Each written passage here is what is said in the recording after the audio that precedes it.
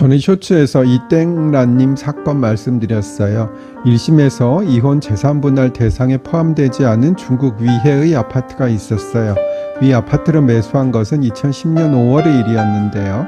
담당 판사님이 지금 매수 당시의 가격이 유지되고 있는지 밝히라고 하시는 거예요. 제 상식으로는 14년 전에 부동산을 샀다면 그것이 지금은 가격이 더 비싸졌으면 비싸졌지 싸졌을 수는 없다고 생각이 드는데 담당 재판부에서 그렇게 말씀하시니 좀 당황스러웠습니다. 부동산은 등락이 있으니 하락기에는 1년 전보다 가격이 떨어졌을 수도 있으나 장기적으로 보면 당연히 우상향하는 그래프가 될 수밖에 없는 것이겠지요. 그래서 재판부를 납득시키려면 중국 전체 또는 위해 지역의 부동산 가격 통계가 있어야 한다고 생각했어요. 저는 쇼츠에서 이어집니다. 그런데 중국 위해 지역의 부동산 통계를 의뢰인에게 찾아오라고 말씀드리니 이해를 잘 못하시고 특정한 부동산의 가격을 가져오는 등 하시더라고요.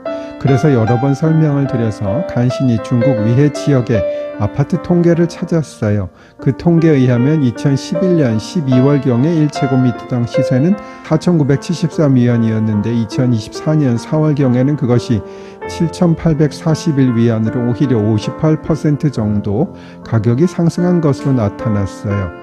이런 자료를 제출하고 오히려 시세 상승분이 반영되지 못하는 부분까지 재산분할 기여도에서 참작을 해달라는 취지로 설명드렸고 그랬더니 재판부에서 아무 소리 없이 취득가를 기초로 해서 판단을 해주셨어요. 재판부를 설득시키려면 여러 가지의 방법이 있다는 것을 다시 느꼈지요.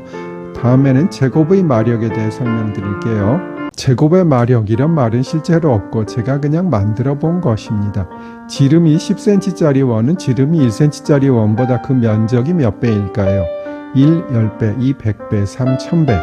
정답은 100배입니다. 만약 부피로 따진다면 어떻게 될까요? 즉 지름이 10cm짜리 공은 지름이 1cm짜리 공보다 부피가 몇 배가 될까요? 1, 10배, 2, 100배, 3, 1000배. 정답은 1000배입니다. 잘 생각해 보시면 아시겠지만 면적은 제곱이고 부피는 세제곱이기 때문에 그런 것이에요. 제 딸애에게 물어봤더니 이것을 잘 모르더라고요. 제가 개구리알이라고 불리는 워터비즈를 넣어서 수경 재배를 하기도 하는데 얘들은 물이 들어가면 거의 지름이 100배가 되니 부피는 약 1000배로 되겠지요. 한번 사진 보세요. 2024년 5월 4일에 상담 전화를 하신 분이 계셨어요. 참고로 그날은 토요일이었어요. 채땡님이신데 시효 관련 상담을 하신다고 자료를 상당히 많이 보내셨어요.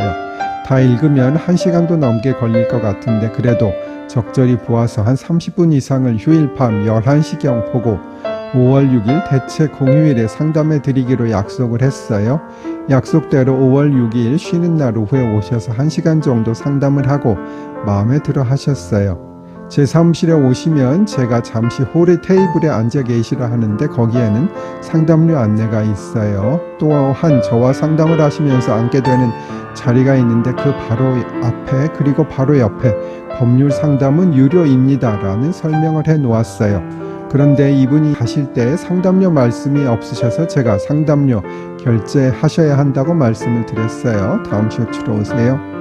저는 쇼츠에서 이어집니다. 그랬더니 그분이 상담료 얘기를 듣지 못하셔서 상담료를 내야 하는 줄 몰랐다고 하시더라고요. 그래서 제가 좋게 테이블에도 붙어 있었고 선생님 앉아 계신 자리 바로 앞과 옆에도 적혀 있다. 그리고 만약 그것을 못 보셨다 하더라도 정신과 병원 가시면 상담료 상당히 많이 내야 하지 누가 공짜로 그것을 해줍니까?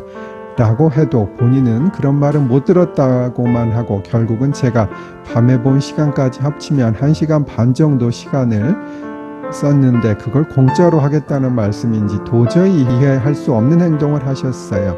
그렇다고 그분이 없는 분도 아니고 회사도 경영하고 대표도 하고 계시고 사회생활도 할 만큼 한 분인데 제가 결국은 받지는 않았는데 참 이해가 가지는 않았습니다. 여러분 제가 인색한가요? 그분이 잘못하셨나요?